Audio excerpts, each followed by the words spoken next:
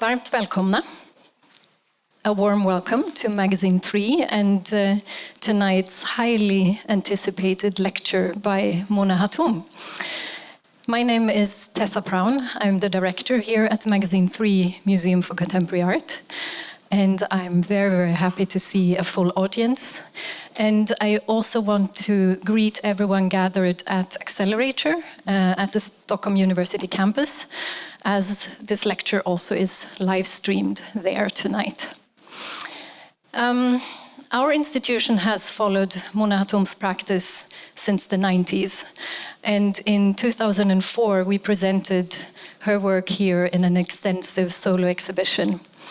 And now, 18 years later, we are revisiting her work together with Accelerator. Back in 2004, Mona Hatoum created an amazing show, of course, but also an amazing large-scale installation called Undercurrent. And this piece is at the moment on view at Accelerator in an exhibition curated by artistic director Richard Julin. And here at Magasin 3, curator Olga Krzywowicz-Malmsten and Mona Hatoum have made a selection of Mona's work in the collection here at Magasin 3 and put these works in dialogue with other works, older works and newer works by Mona. And we are, of course, also extremely proud that Mona has yet again created a completely new piece for our spaces here and for this exhibition. This is a piece hanging from the ceiling. It is called it's not called Undercurrent, it's called Electrified. Variable 4. It is very much in dialogue and has a link to Undercurrent that she made in 2004. But I think also very interesting that this is a work that very directly connects to some of the very early pieces that Mona made in the late 70s, when you were still in art school in London. So Mona Hatoum is born in Beirut to a Palestinian family.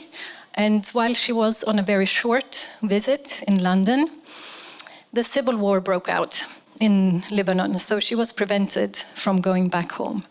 So Mona has lived in London ever since, but also called many other places in the world her home, through numerous art residencies, and amongst them also here in Stockholm, Jaspis, in the early 2000s. There is another Swedish connection. In 2008, Mona received the Rolf Schock Prize, given by the Royal Swedish Academy for the Arts. And now we are here again. Magasin 3 and everyone here at Magasin 3 and Accelerator, we are extremely delighted, of course, to be able to reconnect to Mona and to her work. These two exhibitions give all of us a fantastic opportunity to explore Mona Hatoum's work even more deeply. It is a work that is one of the most important and topical of our time. So I really want to say a heartfelt thank you to you, Mona, in general for your art that continues to move us and to engage us. And thank you for making these two exhibitions happen, for all your efforts, and thank you for being here tonight. So without further ado, I want to hand over the floor to you. Thank you so much, Tessa, for...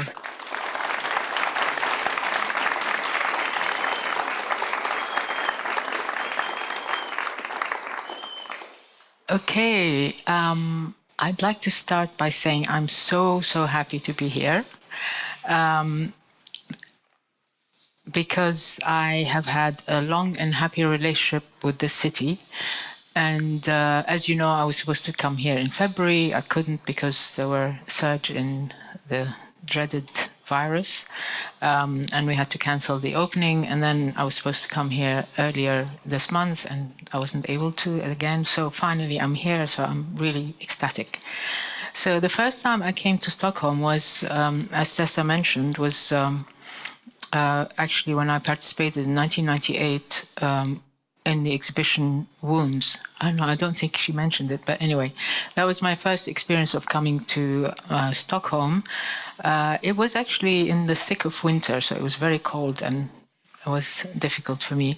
But in 2001, I was invited for the Jaspis residency, which I think at the time it was supposed to be a 4-month residency, but I had been invited a couple of times and I could never spare 4 months. So I said, can I do 2 months instead?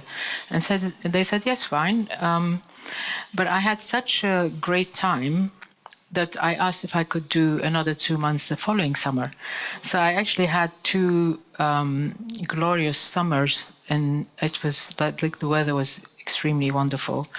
And also having a really nice, quiet and concentrated time working in the city.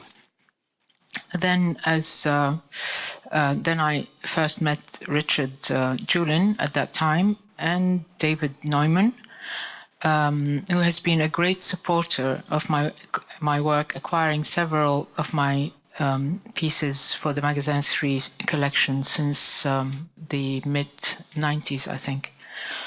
And in 2004, as Tessa mentioned, I got I actually had a substantial exhibition of my work here. It was actually a touring show that started in Hamburg and traveled to Bonn and then came here. But also I was commissioned to do a new piece for the show, which is the one that is at Accelerator at the moment. And in 2008, I received the prestigious Rolf Schock Prize, which is the last time I was here. And here I am again, revisiting this beautiful city with 2 great exhibitions. I'd like to thank David Neumann, Robert Vale, Tessa Braun, and Olga Shashovietz at Magasin III, and Morten Snikari and Richard Julin at Accelerator. Thank you all for giving me the opportunity to revisit and exhibit my work at both institutions. I'd also like to thank the entire team of both institutions for all the extra efforts they had to put into mounting both exhibitions and surmounting all the difficulties of having to work remotely with me and making both exhibitions such a success. So we go to the work now, and I always find it quite difficult to talk about my work because over the last 40 or so years, I have experimented with so many different ways of working, different materials, and different approaches to making art. So to start with, I worked mostly in the area of performance and video for most of the 80s, and the work at the time was quite confrontational and touched on social and political issues. I usually start by showing an example of an early performance video like Roadworks, for instance. But in this case, just behind me, we have the work called Performance Documents, which gathers together photographs, sketches, descriptions, and video documentation of some of the live works created during the 80s. I put together practically all the traces that remain from the live work I made in that period. I used to have a kind of very purist attitude to performance and did not put much energy into doing serious documentation because I felt at the time that live work should only exist in the moment it is performed, and all that should remain from the experience would be what is actually retained in the mind of the viewer and would eventually fade away like a distant memory. So many of these works were quite improvised and shown both in gallery spaces or simply outside in the street, and they were only performed once. Therefore, the documents bring together rare archival material from an early point of my career. In these works, there are themes that I have returned to many times in my sculptures and installations, with particular focus on the body and issues of surveillance, as well as confinement and conflicting relationships with the various systems that control us. Towards the end of the 80s, I started making large installations and sculptures using a minimal aesthetic to convey the ideas in a more implied rather than directly stated way, and more embedded within the material reality of the work. I wanted to create immersive environments or sculptural works that offer a physical experience that can bring up contradictory associations and questions in the mind of the viewer. So I'm going to start by showing a selection of works from the last 3 decades or so in order to contextualize the works that are exhibited here at Magasin III and at Accelerator. This is actually not a chronological presentation. Instead, I grouped together works that deal with similar themes which have recurred in my work. In fact, there is a kind of circularity in my work in the sense that I have a tendency to regularly revisit certain themes, albeit using a wide variety of materials and different methods, and even different scales. So the first group is mostly large installations that deal with containment and barriers, using the grid and repeated modules, which is typical minimal devices. This work is called The Light at the End from 1989, and it's an early example of a site-specific installation. It was actually inspired by the strange shape of the room at the back of the showroom gallery space in London, which starts off quite wide and narrows down to a wall that is almost 1 meter wide. The title of the work is The Light at the End and sets up a hopeful, positive expectation, which is completely disrupted when you approach the work. From far away, these glowing vertical lines look like a Dan Flavin fluorescent tube installation. Getting closer to the structure that bars the end of the space, like a prison gate, your body starts experiencing an intense heat, and you realize at that point that the bars are actually red-hot electric heating elements. So it becomes something dangerous that brings up images of imprisonment and torture and pain. But for me, there is something very tempting and seductive about it. It's like everybody likes to play with fire. So it sets up conflicting emotions in the viewer of attraction and repulsion, fear and fascination. And all the dimensions of this installation are worked out in relation to the body. So the distance between the bars is exactly the width of the human skull, and the space underneath is just the depth of a chest. So to tempt you to try and get in or out, I suppose. Light Sentence. The title here is a play on words, as in prison sentence, but it's a light one. These are wire mesh lockers above human height. On the one hand, they look like animal cages. For me, the structure also looks like an architectural model of a city, lined with the kind of uniform, functional, and box-like architecture which is typical of social housing. In England, we call them council housing. In Paris, funnily enough, they refer to them as cage à lapin, which is rabbits' cages. In the middle of the structure, there's a single naked household light bulb that rises and falls very slowly, making the shadows of the wire mesh lockers continuously move. So it creates a very unsettling feeling. When you enter the space, you feel like the whole room is swaying and the ground is shifting under your feet. This is an environment in constant flux. There's a sense of instability and restlessness in the space. Now, the next work, Quarters, from 1996, is one of the works in the exhibition here because it actually is in the Magasin III collection. I called it Quarters because it suggests official or institutional lodgings like army quarters or prison quarters. There's also an architectural dimension to this work because each unit has 5 bunk beds that look more like shelves or racks. It gives you the sense of people living in layers above one another in urban environments. Again, an environment where uniformity and regimentation are predominant. In a lot of these works, There's a fascination with the grid, an ordered and rational reality, but it's pushed to such an extreme that it becomes dehumanizing. Current Disturbance, from the same year. This work was created during a residency at Cap Street Project in San Francisco. It's about 3 meters high by 5 meters across. There are 240 cages made of wood and wire mesh with a light bulb in each cage. All the wires from, as you can just see them on the floor, all the wires converge towards a central control panel.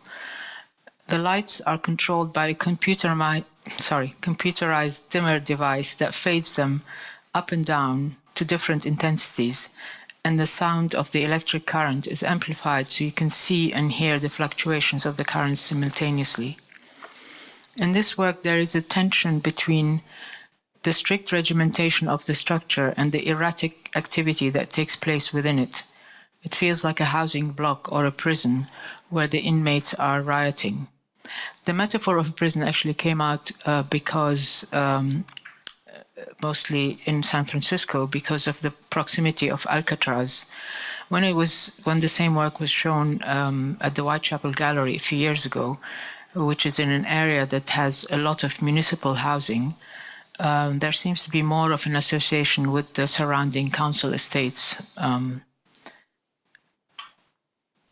Let me go back, or should I go forward? Oh, there, forward. So this is a close-up of the single cages with the bulb. Cube 9 by 9 by 9, 2008. The title is descriptive. The cube is made of stacks of 9 by 9 by 9 cubes. It's a reference to Sol LeWitt, who actually often titles his works in this way. This is made entirely of barbed wire, which is not as harmonious as the minimal aesthetic of his work or other minimal artists. And in the following year, I made the work Impenetrable, a large hanging cube measuring 3 by 3 by 3 meters. It's made of barbed wire rods that hang from the ceiling with a distance of about 10 centimeters from the floor. So it's a light and airy structure that hovers above the ground as if levitating, but the material it is made of has very heavy connotations. Barbed wire brings up associations of restricted movement, barricades, borders, and war zones. The title Impenetrable makes a reference to the Venezuelan artist's work Jesus Rafael Soto, or Jesus Rafael Soto, who made a series of cubes made of colorful rubber tubes that he called penetrables, which means you can actually go in, walk into them, not this one. So this is a close-up of the barbed wire. Cellule 2012-2013, we're now in that period. These are steel cage-like structures constructed from rebar, which is reinforcement metal rods, which are often used, for reinforcing concrete. And you often see them just sticking out of the top of unfinished buildings or on construction sites. So they are slightly tilted, giving them the feeling of precariousness and instability. And inside each structure, there are one or two amorphous red glass objects. They're all hand-blown. The shapes are ambiguous, as if some strange creature or unspecific body part has been trapped inside each cage, and they look like they are trying to push their way out of their confinement. The next group of works directly referencing the body, either using the body as subject or the body as material. This is a work called Corps étranger, which means foreign body, which I made in 1994 as a commission by the Centre Pompidou. This work actually originates from the first series of performance I was making in the early 80s, when I was very much dealing with the issue of surveillance in my work. Actually, there's a video example here of a piece I made very early on called "Don't Smile, You're on Camera." And it was all about surveillance, and it's something that struck me very strongly when I first arrived in London, about the proliferation of video surveillance cameras that are, capturing your image, whether you're smiling or not, every day. Apparently, the statistics at the time was 33 times a day you would be actually captured on camera. And that was way before 9/11 or anything. London was supposed to be the highest, one with the highest number of surveillance cameras. In this work, the idea of surveillance is pushed to an absurd extreme. It becomes like a scientific eye surveying the body and invading its boundaries. So this is a circular room with two narrow openings and a circular video image projected on the floor. Both video and sound have been recorded using specialist medical equipment to probe and explore the body. So I used endoscopy, coloscopy, and echography. Echography is the recording of the echo of the heartbeat.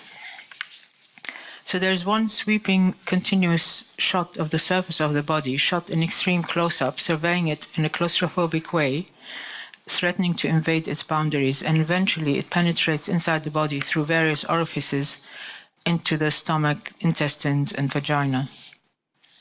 I wanted to give the feeling that, on the one hand, the body becomes vulnerable to this scientific eye, an invasive device, probing it, turning it inside out, objectifying it. On the other hand, when you're inside the structure, in places you feel like you are on the edge of an abyss that could swallow you up.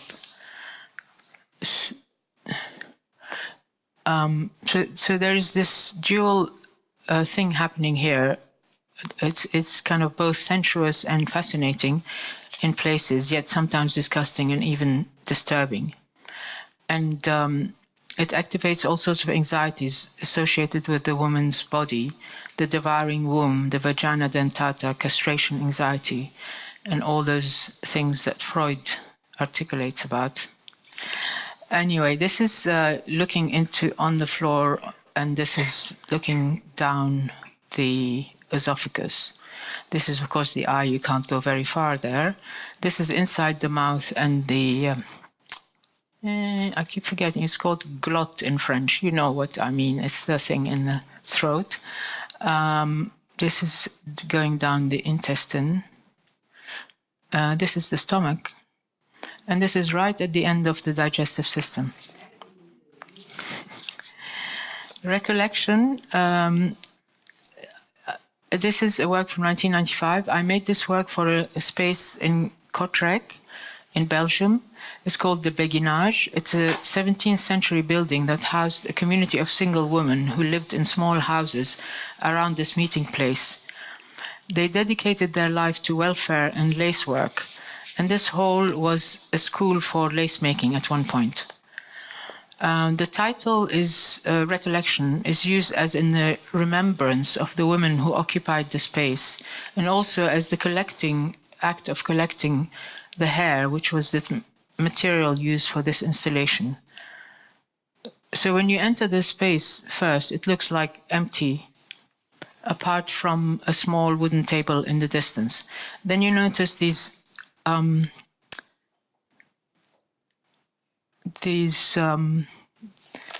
hairballs on the floor and the windowsills.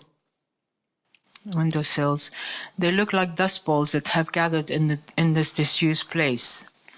As you walk in, trying to avoid crushing the hairballs, you feel something. I don't seem to have that image.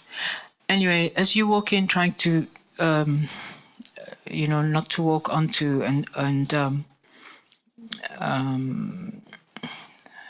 crush those hairballs, you feel something brushing against your face. From the beams in the ceiling, I had hung single strands of hairs tied together to make a length of 2 meters. So they reach the shoulder height of the person who walks in. And they were about 15 centimeters apart, which is the width of the human skull. So there was no way of walking through without encountering some of these things brushing on your face. And when you get to the table,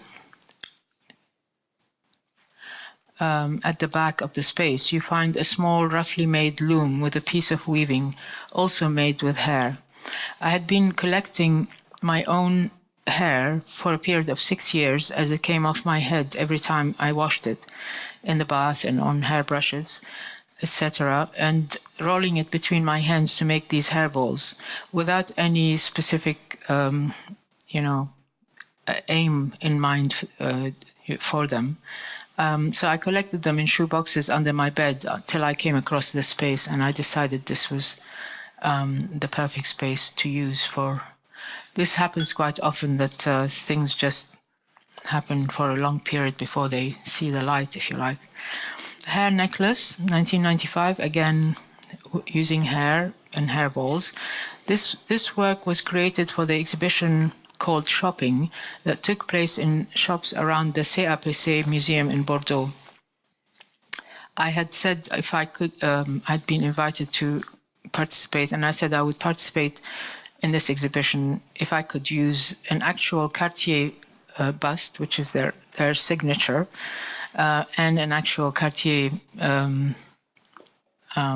window to display the bust. So this work is playing with notions of the sacred and the profane. You would expect a gold or other precious materials in a high-end jewelry shop like this one. Instead, you get this base abject material used as decoration. Another hairpiece,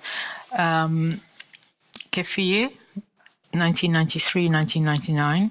I had this very characteristic pattern embroidered in long strands of human hair, bringing out a number of interesting and contradictory issues. The keffiyeh has become a symbol of the Palestinian resistance movement, and therefore has acquired a definite macho aura about it. But here it's sprouting long female hair that's coming out of the edges. Also, a scarf worn by women is normally used to cover hair, which is a symbol of unrestrained sexuality in certain cultures. Here, the hair seems to have broken through the restraining barrier. So the next group of works is works dealing with home as the site of the uncanny and the familiar turning unfamiliar, as again in the Freudian concept of the uncanny, which is unheimlich in German, which is when the perfectly familiar turns unfamiliar or even threatening because it has become associated with some kind of trauma. Some of these works are based on furniture and household objects. In most cases, these everyday objects are transformed in such a way that they become either useless, strange, or even threatening, as if they are revealing an undercurrent of hostility or danger. And hopefully they make us question our assumptions and expectations of the world around us. So this is one of the very early ones called Incommunicado from 1993. This is a child's hospital bed, and I called it an assisted ready-made, to use Duchampian terminology. It had been left to the bare metal. It's cold and harsh, with the metal bars turning it more into a confining structure than a protective one. And instead of having a solid base for the mattress, there are thin wires stretched across the frame, reminding you of cheese wire or an egg slicer. So there's an immediate connection with some kind of child abuse here. But as often is the case, there is an ambivalence about it. You can view this work from the point of view of the victim or that of the abuser, depending on your own personal experience. And okay, Silence, another child's bed, this time made of laboratory glass tube. It's like a circulation system with nothing circulating inside. The center is empty. It looks like a skeleton of a bed or even a ghost image. I called it Silence because it feels like you cannot even breathe in its presence. It's so fragile it could collapse. So it evokes the fragility of the body. Marrow. This one is cast in a brownish translucent rubber. I called it marrow as in bone marrow, but without the bone structure to support it. It just slumps on the floor like a collapsed body. Untitled Wheelchair. I made 2 versions of this work, and in both cases it's a wheelchair where the handles have turned into knives. This work speaks of a complex power relationship between the person using the chair and needing to rely on someone to wheel them around, and at the same time resenting that dependence. I often like to explore these internal contradictions that we feel in many situations. The second version of this work actually leans forward as if it's trying to run away from the carer. And these are more like bread knives. So you think of biting the hand that feeds you as an English expression. Some of these household objects became floor works using the carpet or mat as a theme. And there's obviously a reference to the floor works of minimal artists like Carl Andre. This one is called Pin Carpet, 1995. From a distance, this carpet looks like it's made of soft velvet. When you approach it, you realize it's made of sharp stainless steel pins pointing upwards. I showed it in a church called the Aya Ireni in the context of the Istanbul Biennale in 1995, along with another smaller mat that had even more of a local reference, prayer mat. This makes a direct reference to Muslim prayer mats with a compass to direct the worshipper towards Mecca. It's also made of pins. This one brings up kind of rituals of flagellation and self-mortification that certain branches of the Muslim faith practice. Doormat, another work where it's obviously both welcoming and potentially harmful. Undercurrent, this is the work that Tessa was referring to, which was commissioned by and created specifically for Magasin III on the occasion of my solo touring show in 2004. And is the work that is beautifully exhibited at Accelerator at the moment. So it's a loosely woven mat made of cloth-covered electrical cords that spill out of the central square and meander across the floor, each ending with a light bulb. The bulbs form a circular halo, which you don't see completely here, or here. Anyway, but here you can see that it's a very loosely woven mat. The bulbs form a circular halo of light on the outside perimeter of the square. They are controlled by an electronic device that fades them up and down in a slow breathing-like rhythm.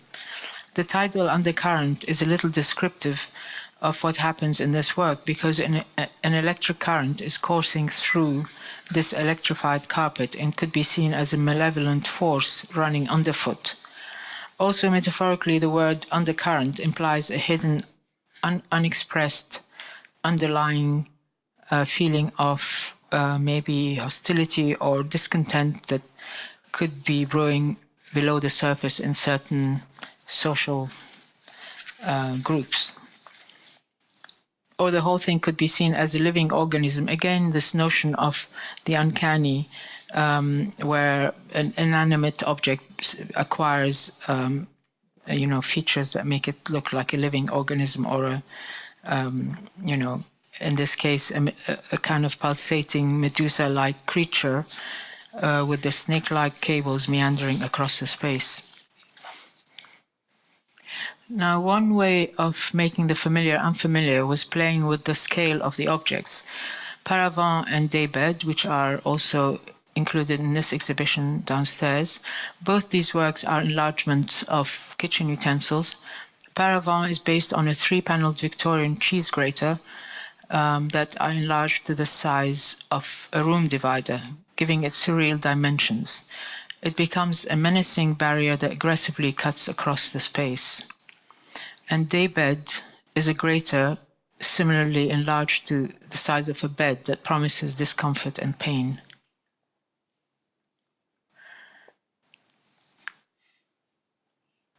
Oh, I was expecting another work here. Let me see. Oh, yeah. So, electrified variable, which is, again, the work that Tessa referred to as a commission by Magasin III, and this is the most recent work in this presentation downstairs. And also, this one was created specifically for this exhibition, because the brief was to make a work that's related to the work that is showing at Accelerator, which would deal with electricity and fluctuating light. So this is the one that I chose to make for the exhibition here. But actually this originates from very early experiments I made during my student days in the late 70s. I actually found an old black and white photo of this work taken in the space I occupied at the Slade School of Art in 1979. So it's really funny.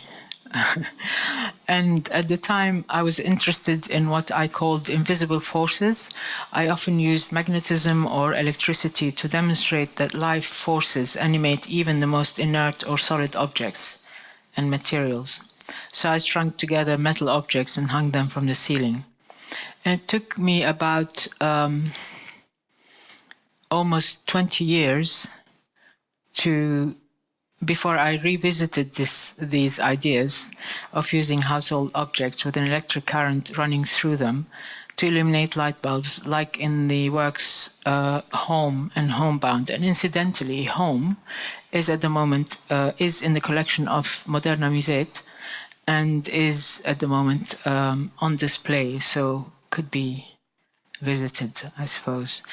And this one is called Homebound, which is a larger version. Home was one table with kitchen utensils, and this one is a much larger version with using a collection of kitchen utensils, but also metal domestic furniture.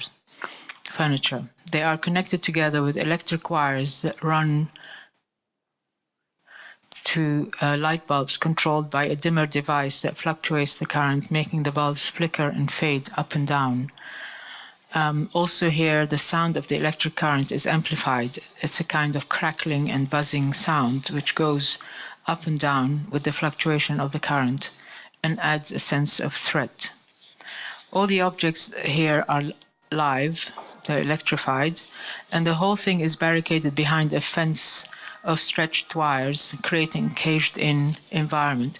It's very funny because people approaching this and hearing the buzzing electricity used to think that also that fence is electrified, and they would go like this, not wanting to touch it, but it wasn't, of course. I mean, I made it to look where the cables disappeared within the wall, so you couldn't see the source of where they come from. Anyway, these are some of my tricks. So as I said, they're all electrified, and it's like I often like to introduce a physical or psychological disturbance to contradict your expectations. It speaks more of domestic entrapment, especially for women, or domestic violence. But this is an unwholesome home environment fraught with a sense of threat and danger, and you don't know whether the inhabitants have been driven out of their home or kept away for their own protection. The title Homebound is intentionally ambiguous. I actually like to play on words with the titles very often, referring either to the journey home or the confinement of domesticity or domestic entrapment or even being under house arrest. The notion of a barricaded home could also be seen as a reference to a denied homeland, if you want to stretch it that far. Anyway, so this is, all right. Misbah is another household item that has kind of turned into a weird object. Misbah in Arabic means a lantern.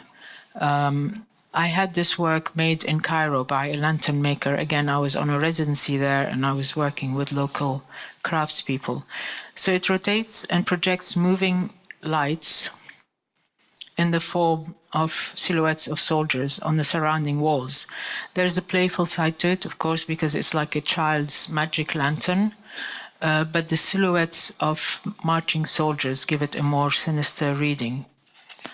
And the movement, actually, of the shadows is both fascinating, but also induces vertigo in the viewer. Another recurring theme in my work is that of cartography and mapping. The very first work I made, which depicted a map, was present tense. This is a work which I made in Jerusalem, where I spent a whole month doing, again, a residency to create work for this gallery called Gallery Anadil in East Jerusalem. And I created a number of works which inevitably reflected on aspects of the situation there. We're talking 1996 now, very early on. This work was made of 2,200 squares of olive oil soap from Nablus, which is a city north of Jerusalem. I used little red glass beads, which I pressed into the surface of the soap bars to draw the map of the Oslo Peace Agreement of 1993 between Israel and the Palestinians. So what you're looking at here is like maybe 1/6 of the area, and it shows the contours of the areas that were meant to be handed back to the Palestinian authorities. But it looks fragmented into little islands with no continuity and territorial integrity amongst them. This is obviously a map that is more about dividing and controlling the area. I use soap because it is temporary material, with the promise that it might dissolve one day, and with it all these ridiculous borders. And generally speaking, maps give the illusion of a stable, measurable space. And these works are more about mappings of a precarious space with unstable boundaries and a shaky geography. This work, which I made 2 years after present tense, is called simply Map, and was first made in 1998. But here it's shown at a fantastic space called Casino Luxembourg. This map is made with transparent glass marbles, which are not fixed to the floor, so they roll around as you walk around. It's a very vulnerable and unstable map, as people walking across the floor can shift parts of it and threaten to destroy it. At the same time, it makes the floor surface quite precarious for the viewer, as you can easily slip and fall. So there is this double edge of fragility and danger in this work as well. This is a very close-up of the... The next one is called Hotspot. This was made in 2006. Here the world is delineated with delicate neon that looks fragile, but it buzzes with a dangerous energy. The neon is mounted on a globe made of stainless steel rods. It tilts at the same angle as the earth and looks like a cage that is about to roll. The idea behind this work for me was that hotspots or spots of conflict these days are not limited to a certain area of disputed borders, but it feels like the whole world is caught up in conflict and unrest. Of course, it can also be interpreted as a reference of global warming, an issue to be taken very seriously these days. Interior Landscape, 2008. This work was created during a residency in 2008 in Amman, Jordan, a city which has a predominantly Palestinian population. Here, the contours of the historical map of Palestine appears on the various objects in the installation. So on the pillow, you have the outline of the map that has been embroidered with human hair. I hope you can actually see it. The wire hanger hanging from the, wall hanging, looks like it has been pulled into a shape that resembles the same map. And what looks like a bag hanging beside it is actually a sliced up printed map of the Palestinian territories with the original names of the villages in Arabic. And finally, on the bedside table, there's a takeaway food tray with the grease stains outlined in ink. And to me, this drawing looks a bit like another kind of fragmented map, which is a bit reminiscent of how the occupied territories look at present. Now, a few works that don't fit into any of these categories, but I'll just run through them quickly. Plus and Minus, 1994, 2004. This work has a very long history again, because it is another work which originates from student work in the 70s.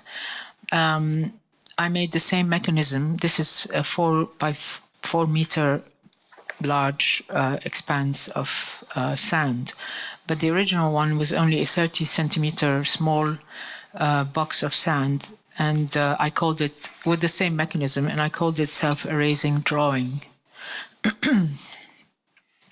So this is called Plus and Minus, and it's kinetic work with a motor-driven arm rotating at a slow speed. One side of the arm draws lines in the sand, and the other side erases them simultaneously. This can be seen as a representation of the cycle of opposites existing side by side.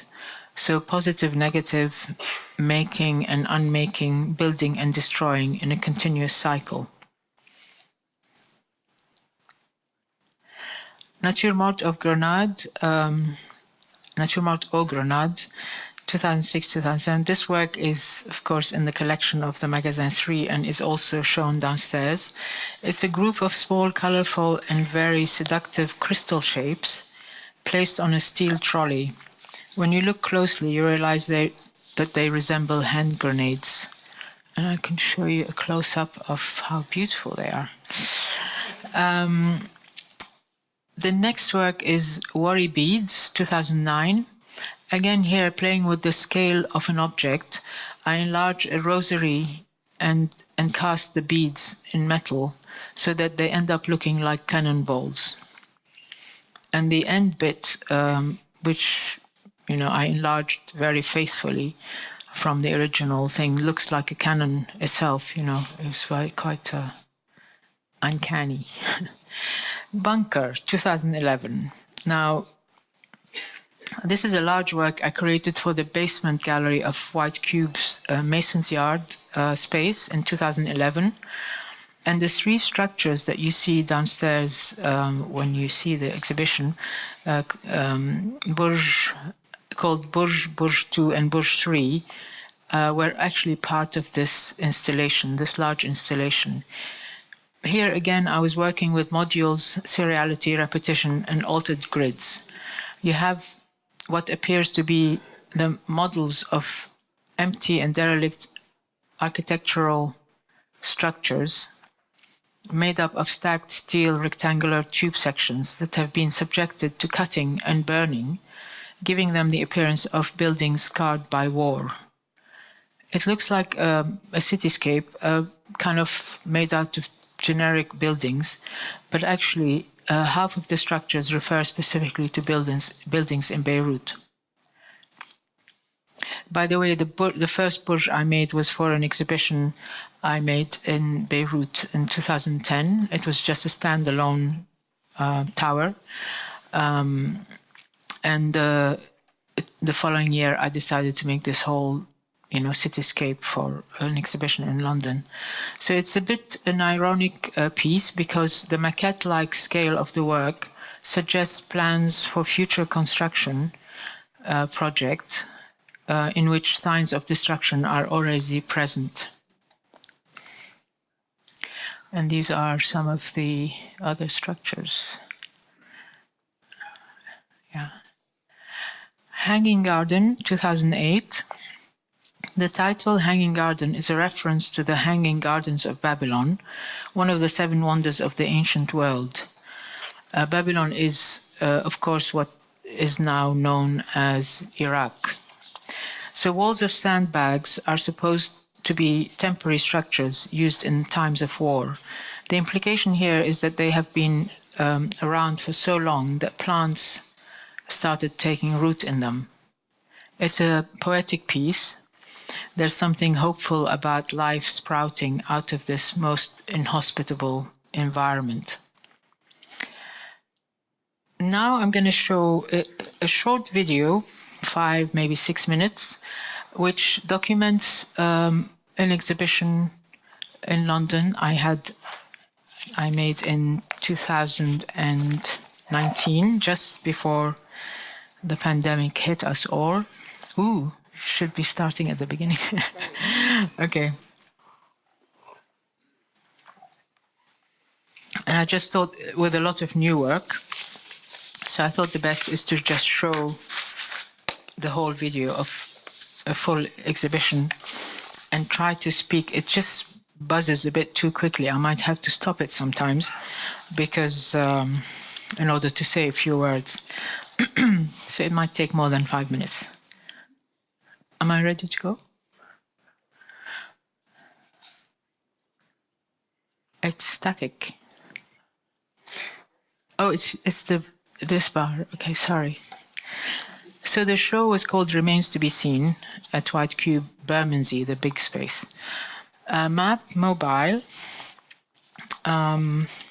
This is another map work. In this case, I was looking for qualities of fragility, a vision of a dismembered world, a restless world in constant flux.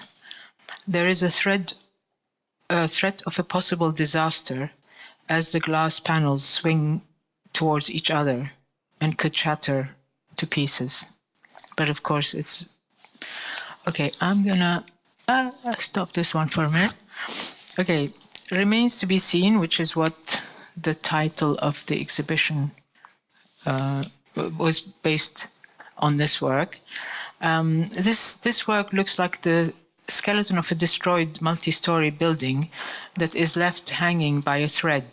There actually is hanging by rebar. It's both heavy and light. There's a feeling of precariousness, and the fact that the broken fragments with jagged edges are nevertheless lined up in a grid formation and contained within the formal geometry of the cube gives it the feeling of order created out of the chaos of destruction. What you see in the distance on the left behind it is a work called Orbital. And it's a globe, which is this one in the foreground now, made of reinforcement steel bars again, which are punctuated by clumps of concrete, suggesting a world in a permanent state of destruction. But for me, the concrete blobs also look like orbiting planets, which is why I gave it the title Orbital. I like to sometimes elevate things into other, a bit more positive kind of. And now the one that you see through again, the brick building, the brick thing, this is called a pile of bricks, as you can see on there. Also, it uses building materials. I chose these bricks because they have many holes that look like windows in a large apartment block or office block. The stack of bricks is actually partially gouged, as if the facade has caved in from receiving a direct hit or collapse because of structural failure, as you frequently see in shoddily built factories in places like India or Bangladesh.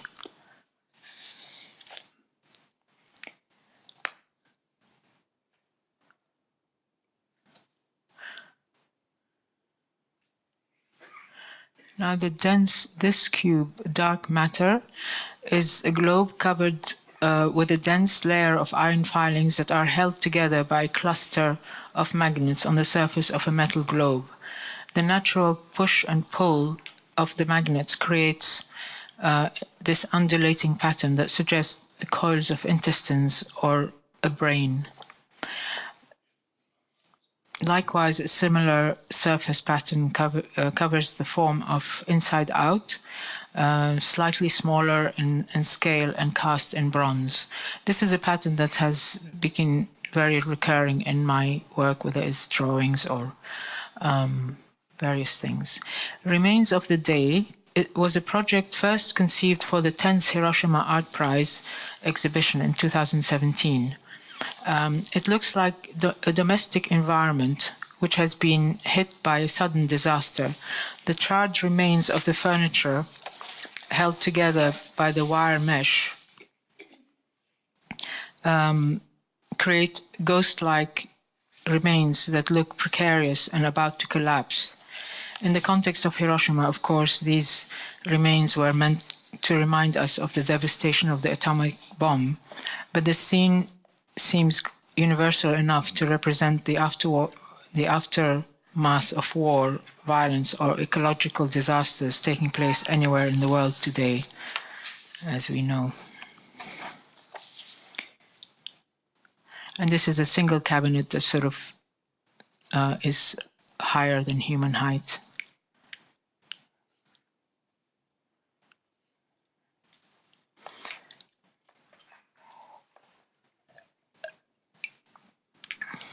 The prints on the left side are lithographs, untitled Bed Springs 1 and 2, which you can also see in this exhibition. These are lithographic prints where I used actual bed springs, placed them directly on the lithographic stone to create the images. So it almost looks like a negative or an X-ray of the bed springs. Quarters. This is a larger version of quarters with 12 units instead of 4. I just want to speak a little bit about this one. In fact, quarters was first created in 1996 for a warehouse space in Milan. It's an alternative space, and I was invited to do a site-specific piece. And at the time it had 12 units. It was at Via Farini. Subsequently, the work was split into 3 works of 4 units each, which is one of them is downstairs. I made this large version again. I decided to reconstruct the large version 5 years ago for an exhibition in Leipzig where the space was ideal for it. So I decided to reconstruct it because in many ways that was for me the most satisfying display of these kind of housing projects, if you like. But I feel that nowadays this work makes you think more of emergency housing and shelters. This is like the meaning that seems to have evolved out of this work in recent years.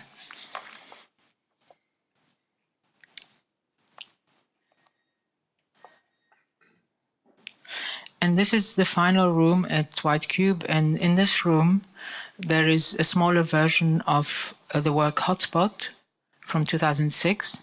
This time it's on a stand. I actually found a beautiful 1950s stand with a globe on it in an sort of vintage from the 50s, and I decided to reproduce it and create this like home version of Hotspot, if you like. So the rest of the work in this space is more intimate and makes reference to the body. Cells, again here, like cellule, which I showed earlier, with the standing structures that look more like buildings that are about to topple. Here again we have hand-blown glass shapes reminiscent of body organs in cages. The title on the plays on different meanings of cell, suggesting confinement, isolation, or cells as biological units.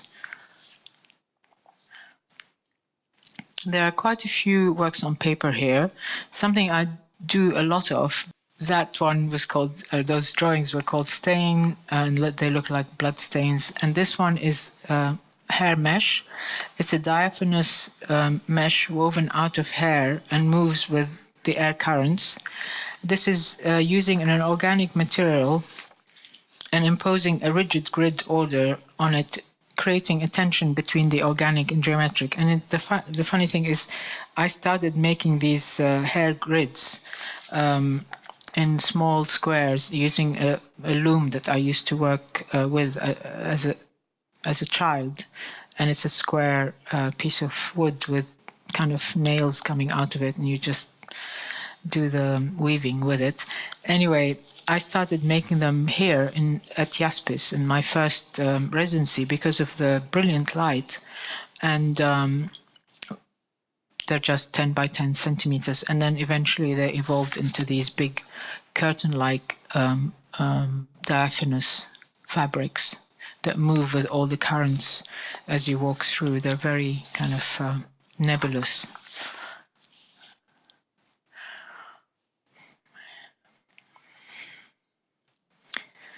And then more drawings with hair, composition with circles. These are made with my own hair, which naturally forms perfect circles as it drops off my head. And also here, stool has a precariously balanced glass shape that looks like it's about to crash to the floor. And then there's a pair of etchings, again, using, guess what? Hair. This is two etchings called Here and There, and which are created using the hair actually placed directly onto the plate. And a final object is nail necklace, a follow-up from hair necklace from a long time ago, I can't even remember when. Again, bodily discards used as decoration, which can make some people cringe. And a detail of it. And finally, some prints with various patterns of chain link fence, which has become a bit of an obsession for me. Beautiful pattern, touche it's called. And this is it. Et voilà.